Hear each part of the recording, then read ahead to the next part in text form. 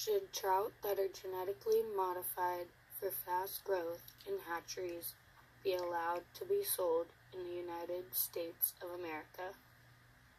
By Monica Burnett, Sean Coakley, Zoie Dalby, Renne Handley, and Sara Nece. Our question revolves around two news reports regarding a company called AquaBounty Technologies and their genetically modified salmon. AquaBounty has genetically engineered salmon that grow at approximately twice the rate of their wild counterparts, and has introduced these genetically modified salmon into some markets in other nations, like Canada. Despite being US FDA approved, AquaBounty's genetically modified fish are banned in US markets, mainly due to concern over the lack of adequate labeling on genetically modified products in the market and the resulting lack of proper consumer education. A strain of salmon that reaches adulthood, and therefore market size, twice as fast, has enormous potential to be beneficial for the fish market, the economy, and a huge step towards sustainable harvesting of fish for people. Additionally, with genetically modified salmon on the market, there might be reduced strain on threatened and over-harvested wild populations that could allow for recovery. As many salmon and trout populations continue to decline due to rises in water temperature, reduction in habitat and spawning grounds, and over-harvesting, the reduction of some of this strain could be key in their conservation. There also is the potential impact on hatcheries, which would most likely increase in size or require more resources, and the potential effects on local salmon and their ecosystem if they are introduced to recreational fishing. If hatcheries begin to draw more water from their surroundings, this could exacerbate problems in drought-affected regions like those found in California, and added competition for local salmon populations in fishing areas may disrupt the local food web. In 1989, scientists demonstrated the first fast-growing fish. A few years later, AquaBounty was formed and created what is now the first genetically engineered animal sold for food on the open market. It took nearly 25 years for their salmon to be approved by the FDA, but there is still a debate between whether or not they should be sold. Many of the proponents point to the global depletion of fisheries and the predicted increased demand of fish for food, in addition to the lower cost of producing genetically modified fish as the reason for these fish. For example, according to the United Nations Food and Agricultural Organization, nearly 90% of global fish stocks are either fully fished or overfished in 2016. However, many believe that the FDA's decision was made without fully considering the environmental impacts and threats to wildlife. The firm's Atlantic salmon are modified with the growth hormone gene from Chinook salmon that makes them grow much faster than normal. AquaBounty has also claimed the salmon consume 20 to 25% less food per gram of new flesh. Using faster-growing fish allows facilities to produce more fish per year with less cost. Opponents believe that GM fish nevertheless pose a serious threat to wildlife. If genetically modified fish escaped from fish farms, they could cause ecological disruption or species extinction. To name a few, they could expand into new territories, outcompete wild relatives, change predator-prey relationships, and occupy new ecological niches.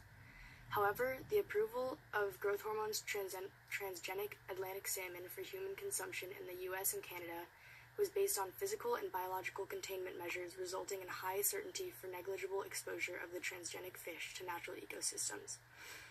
As data of GH transgenic fish is not available from natural environments, one option to estimate potential exposure or harm is to utilize semi-natural environments where conditions are kept as close as possible to natural in a closed system. Some concerns have also been raised about crossbreeding with wild fish, but AquaBounty claims its fish are sterile and are only being raised in landlocked tanks.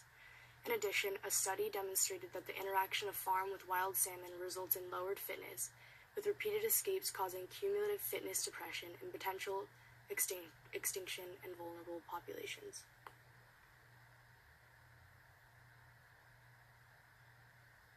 There are several different management options in response to this issue.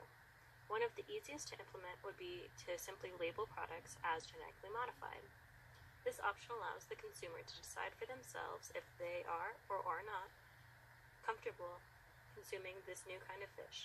The biggest critique of this method would be that it is overly simplistic and does not fully address the issue. Another similar option would be to label genetically modified fish, adding the caveat that we do not yet know the potential effects of long-term consumption. This has the same benefits as the previous option, as well as being more specific. The potential downside of this is that it may cause fear, especially given how misinformation is spread on the internet, because some may interpret this label as meaning the product is unsafe for consumption. For those that do not trust or approve of genetic modification, there's always the option of banning the sale and consumption of genetically modified rainbow trout altogether. This would do away with any potential negative effects of the product, but it would also take away any potential benefits, such as reduced stress on wild rainbow trout populations. We could give a limit to the use of genetically modified trout to fish farms, in which they are raised for the sole purpose of human consumption, and then sell them on the market with one of the two labeling options. On the other hand, there is the possibility of allowing genetically modified rainbow trout both in aquaculture and in the wild.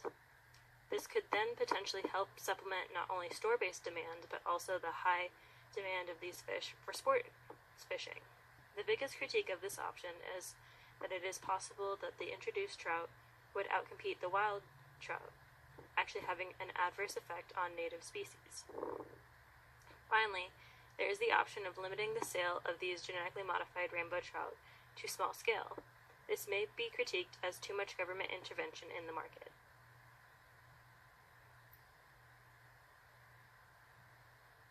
Aqua Bounty is a biotechnology company.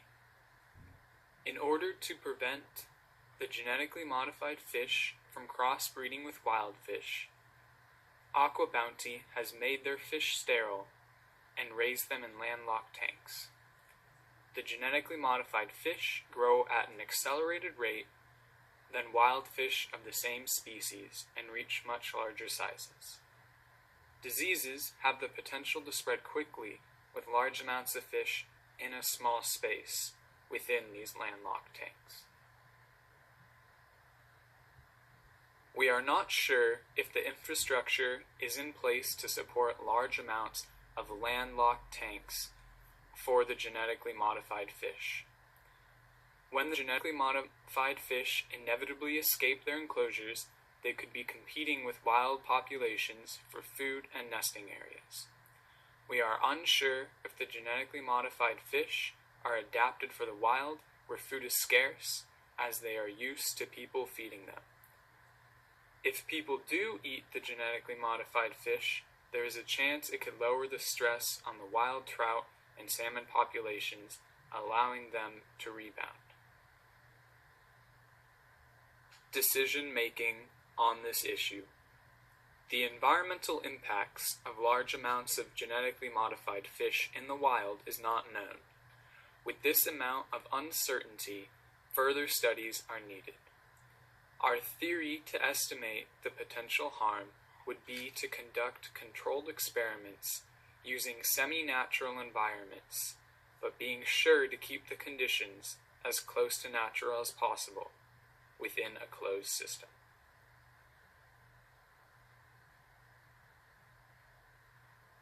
So all in all, our group has a few recommendations to answer the greater questions at hand. Our first recommendation is to increase the amount of education on the health effects from GMOs on humans.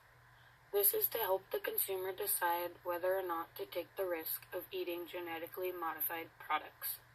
Our second recommendation is to properly label genetically modified fish so that the consumer can know what they are eating. Our last recommendation is to improve the risk assessment procedures and policies that are currently in place. If these recommendations are accomplished, this will ensure the public's trust in the new fish products that have been genetically modified.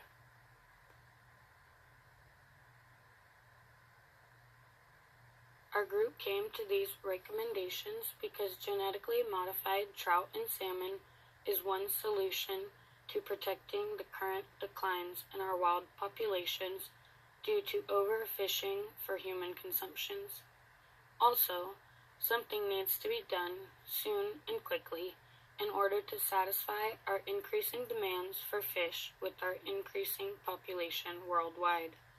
If the United States of America was to start selling genetically modified fish in supermarkets with the recommendations that we have made, we could be a global leader in this new type of fish market. Our references are as followed, and we would like to thank everyone for watching our video.